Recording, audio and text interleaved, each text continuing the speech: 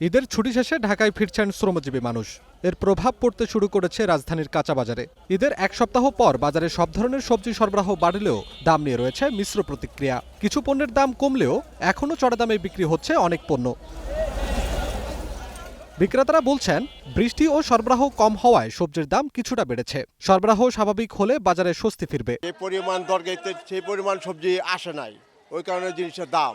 যেমন গতকাল করলা বেচছি 80 টাকা 60 টাকা, আজকে করলা 120 টাকা কেজি বেচছে, 100 টাকা কেজি বেচছে আছে।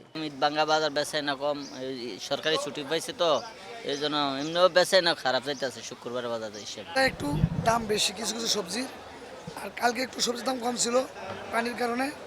আজকে সবজি বাজার কম, সরবরাহ কম। যেমন সিসিঙ্গে কালকে ছিল 80 টাকা, আজকে 120 টাকা।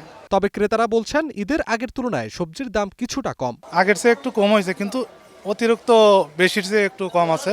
হ্যাঁ, কিছু সবজির দাম এখনো বেশি, যেমন পটল 60 টাকা কেজি কিনতে হচ্ছে এখানে কারণ বাজারে। ঈদ পরবর্তী বাজার কেবল আসলাম, কাঁচামরিচ কিনলাম, কিছু টমেটো কিনলাম। আমার কাছে মনে হচ্ছে যে কাঁচামরিচের দামটা একটু বেশি, আর টমেটোটা সচরাচর যা ঈদের আগে যেটা ছিল সেটাই চলতেছে। আমি কালে কিনছি কাঁচামরিচ 60 টাকা 70 টাকা, আজকে 100 টাকা 120 টাকা কেজি। তারপরে বেগুন 120 টাকা কেজি।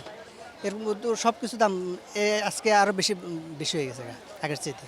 অন্যদিকে মুরগির বাজারে দেখা গেছে অস্থিরতা। সোনালী মুরগি প্রতি কেজি 280 টাকা থেকে বেড়ে বিক্রি হচ্ছে 400 থেকে 450 টাকায়। তবে কিছুটা স্বস্তি ব্রয়লার মুরগির বাজারে, 10 টাকা কমে বিক্রি হচ্ছে 190 টাকায়।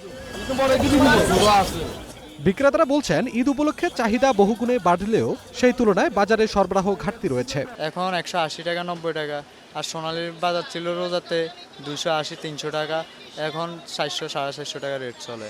চাহিদা যেটুকু চাহিদা আছে এটুকু উৎপাদন নেই, আর বৃষ্টির কারণে অনেক জায়গাতে অনেক খামারি মুরগি বিক্রি করে না, রাস্তাঘাটের অবস্থা ভালো নয়, এই কারণে মাল আনতে পারেনি। ব্যবসায়ীরা আশা করছেন, আগামী সপ্তাহে সরবরাহ স্বাভাবিক হলে বাজারে স্বস্তি ফিরবে।